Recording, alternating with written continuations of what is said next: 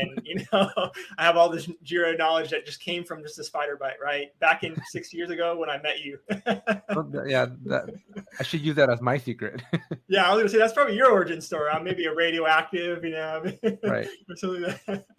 But for me, engineering background, went to school for mechanical engineering.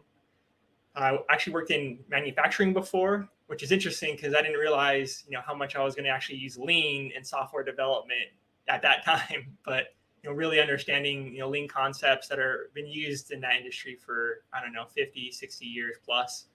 So it was really cool to understand that.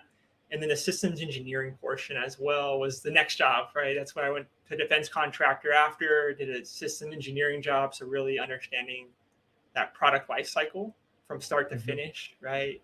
And so really good experience. And then the next one was more of, that's where I got in, I met you actually.